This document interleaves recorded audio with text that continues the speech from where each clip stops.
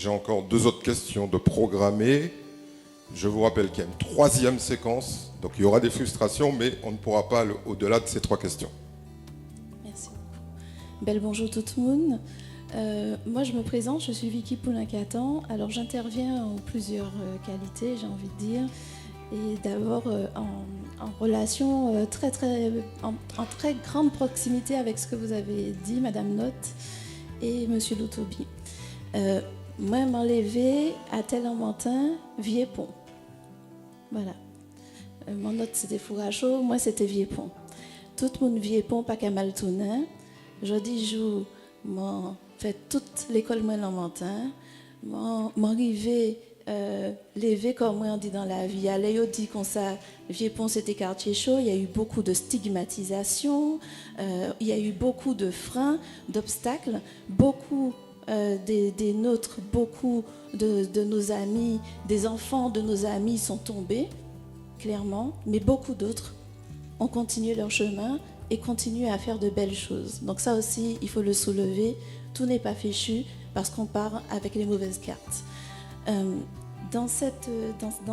J'interviens, pourquoi je dis ça en plusieurs qualités, parce qu'aujourd'hui, je suis formatrice de formateurs et de formatrices, je suis médiateur et surtout je suis doctorante en sciences de l'éducation et de la formation où justement j'essaye par l'éducation de regarder si on trouve des leviers de développement pour la Martinique.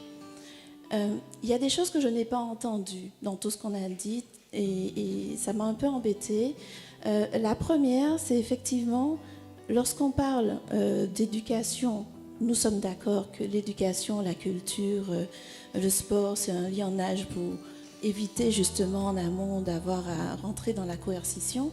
Mais lorsqu'on parle de tout ça, il faut aussi parler des personnes qui encadrent tous ces jeunes, toutes ces personnes, tous ces adultes. Aujourd'hui, il n'y a pas que les jeunes qui soient en souffrance, il y a beaucoup d'adultes et de tous âges. Donc du coup, déjà, qu'est-ce qu'on fait ?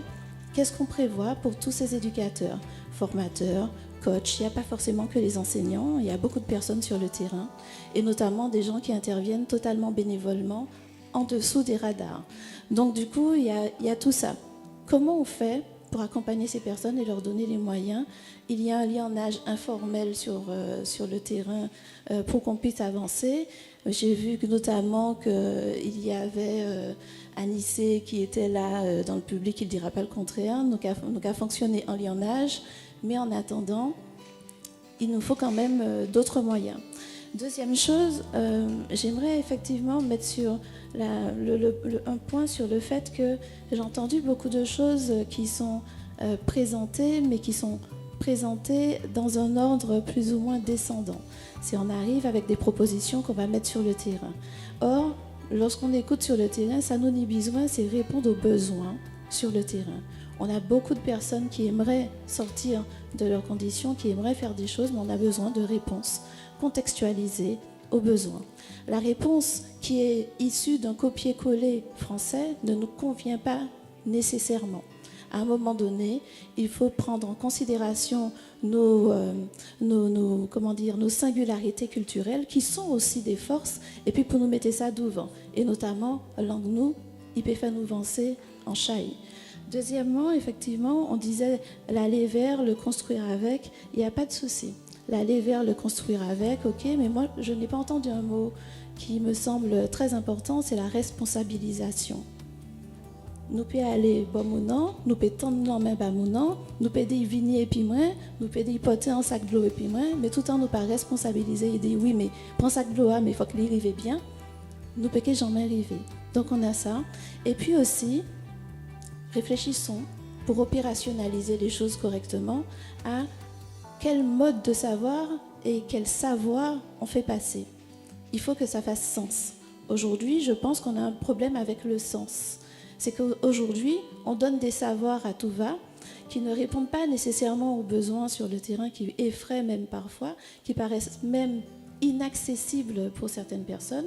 Donc peut-être effectivement qu'il faut qu'on travaille sur ces savoirs et les croiser entre des savoirs, j'ai envie de dire, standardisés, occidentaux, dont nous avons besoin, et des savoirs endogènes dont nous avons encore plus besoin pour le développement, pour un développement en tout cas soutenable de la Martinique.